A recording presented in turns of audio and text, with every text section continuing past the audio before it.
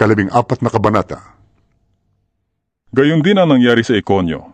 Sina Pablo at Bernabe ay pumasok sa sinagoga ng mga Hudyo.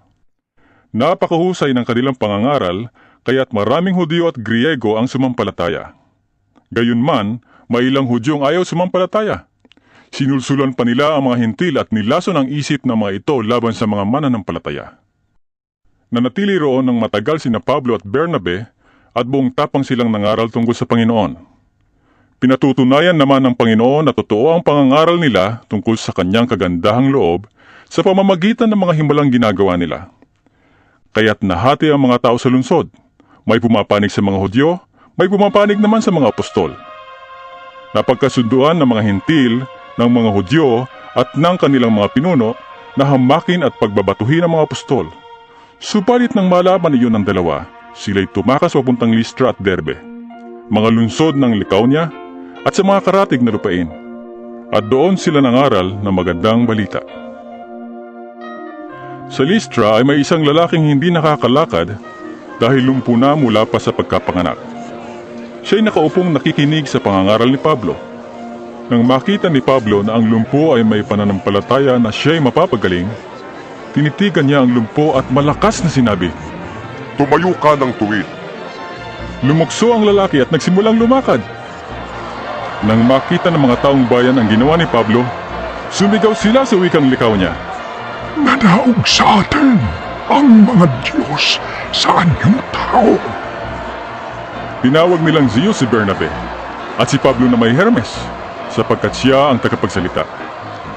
Nasa bungad ng lungsod ang templo ni Zeus, at nang mabalitaan ng pari ni Zeus ang nangyari, nagdala siya ng mga torong may kwintas na bulaklak sa pintuan ng lungsod upang ialay sa mga apostol bilang handog niya at ang bayan.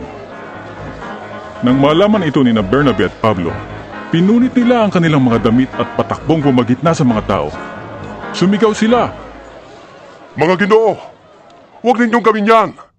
Mga tao rin kaming tulad ninyo. Ipinapangaral namin sa inyo ang magandang balita upang taligdan ninyo ang mga walang kabuluhang bagay na yan at manumbali kayo sa buhay na Diyos na lumikha ng langit, lupa, dagat at lahat ng naroroon. Sa mga panahong nakalipas, hinayaan niyang gawin ng lahat ng bansa ang kanilang maibigan.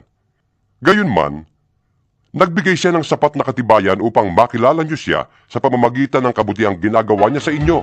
Binibigyan niya kayo ng ulan mula sa langit at ng masaganang ani sa takdang panahon. Binubusog niya kayo ng pagkain at pinupuno ng kagalakan ang inyong mga puso. Sa kabila ng mga pananalitang ito, nahirapan pa rin silang pigilin ng mga tao na sila'y alayan ng mga handog. Ngunit may mga Hudyong dumating doon mula sa Antioquia at Iconio. Sinulsulan nila ang mga taga-Listra laban kay Pablo, kaya siya'y pinagbabato nila. Pagkatapos, siya ay kinaladkad nila sa labas ng bayan, sa pag-aakalang siya'y patay na. Subalit nang dumating ang mga alagad at palibutan siya, tumindig si Pablo at pumasok sa lungsod.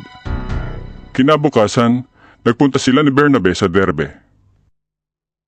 Ipinangaral nila Pablo at Bernabe ang magandang balita sa Derbe, at marami silang nahikayat na maging alagad.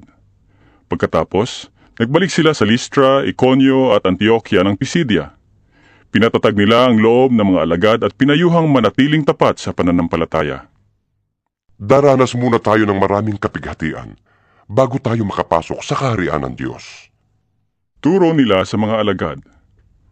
Sa bawat iglesia ay humirang sila ng mga matatandang mamumuno, at matapos manalangin at mag-ayuno, ang mga ito'y itinagubilin nila sa Panginoon na kanilang pinagtitiwalaan. Tinahak nila ang Pisidia at nakarating sila sa Panfilia. Ipinangaral nila sa Perga ang salita ng Diyos at pagkatapos ay tumuloy sila sa Atalia. Mula roon, bumalik sila sa Antioquia. Dito sila nagsimula ng gawaing ginanap nila matapos silang itagubilin sa pagkakalinga ng Diyos. Pagdating sa Antioquia, tinipon nila ang mga kaanib sa iglesia at isinalaysay ang lahat ng ginawa ng Diyos sa pamamagitan nila, at kung paanong binuksan niya ang pintuan sa mga hintil upang ang mga ito'y makasampalataya rin. At mahabang panahon silang nanatili roon kasama ng mga alagad.